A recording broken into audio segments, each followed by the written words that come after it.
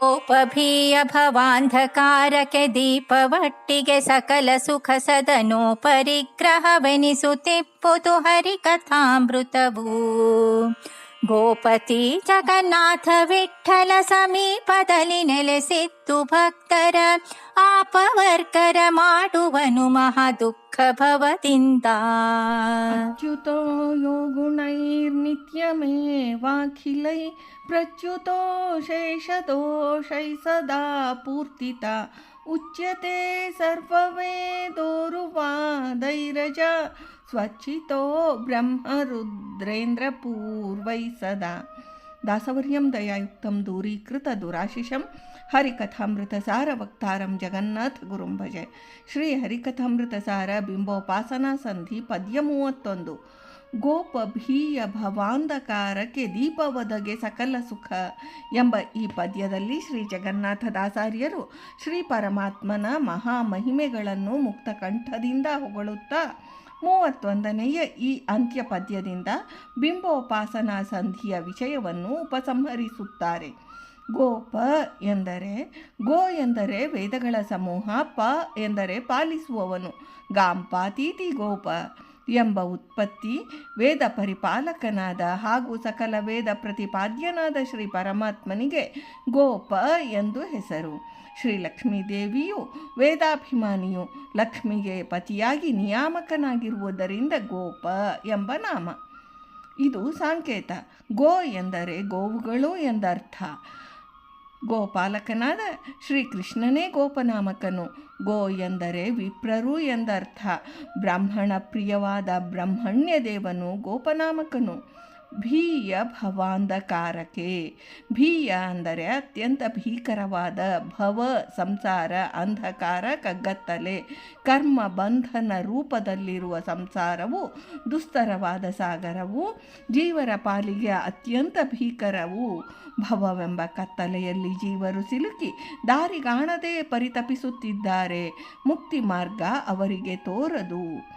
ದೀಪ ಒದಗೆ, ಕತ್ತಲಿನಲ್ಲಿ ನಡೆಯುತ್ತಿರುವ ಮನುಷ್ಯನಿಗೆ ಜ್ಯೋತಿ ರೂಪವಾದ ದೀಪವು ಸಿಕ್ಕಿದರೆ ಅದರ ಪ್ರಕಾಶದಲ್ಲಿ ಅವನಿಗೆ ದಾರಿಯು ಚೆನ್ನಾಗಿ ಕಾಣಿಸುವುದು, ಅವನ ಪ್ರಯಾಣ ಸುಗಮವಾಗುವುದು.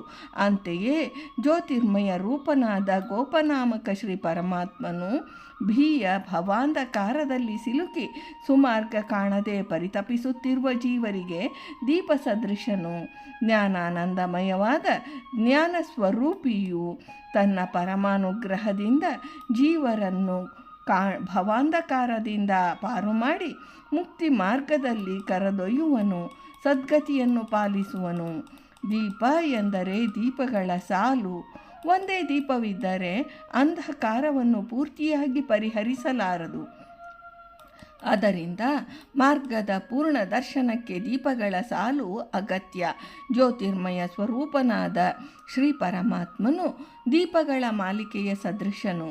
ಸಕಲ ಸುಖ ಸದನ, ಸುಖ ಸದನ ಎಂದರೆ ನಿತ್ಯ ಶಾಶ್ವತವಾದ ಆನಂದಪ್ರದವೆಂಬ ಮೋಕ್ಷಧಾಮ ಎಂದರ್ಥ.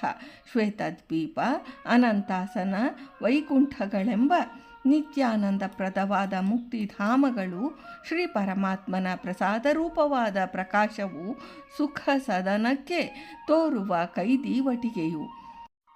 ಉಪರಿಗ್ರಹವೆನಿಸುತ್ತಿಪ್ಪದು. ಉಪರಿ ಎಂದರೆ ಮೇಲಿರತಕ್ಕ, ಅಂದರೆ ಮನೆಯ ಮೇಲಿರುವ ಮೇಲುಪ್ಪರಿಗೆ ಎಂದರ್ಥ. ಊರ್ಧ್ವಲೋಕಗಳು 7 ಇವೆ. ಈ ಸಪ್ತಲೋಕಗಳಲ್ಲಿ ಅತ್ಯಂತ ಮೇಲಿರುವ ಸದನವು ಸತ್ಯಲೋಕವು. ಅದರ ಮೇಲೆ ಇರುವ ಮೇಲುಪ್ಪರಿಗೆಯೇ ಆನಂದ ಸದನ ರೂಪದಲ್ಲಿರುವ ವೈಕುಂಠ ಲೋಕವು. ಈ ಗ್ರಂಥಸ್ಥ ವಿಷಯವೇ ಹರಿಕಥಾಮೃತ ಸಾರವು. ಮಹಾಮಹಿಮ ಸಂಪನ್ನನಾದ ಶ್ರೀಹರಿಯ ವಿಷಯಗಳನ್ನು ನಿರೂಪಿಸುವ ಈ ಹರಿಕಥಾಮೃತ ಸಾರವೇ ಮೇಲುಪ್ಪರಿಗೆ ಎನಿಸುವುದು. ವೈಕುಂಠ ಲೋಕ ಪ್ರಾಪ್ತಿಗೆ ಕಾರಣವು.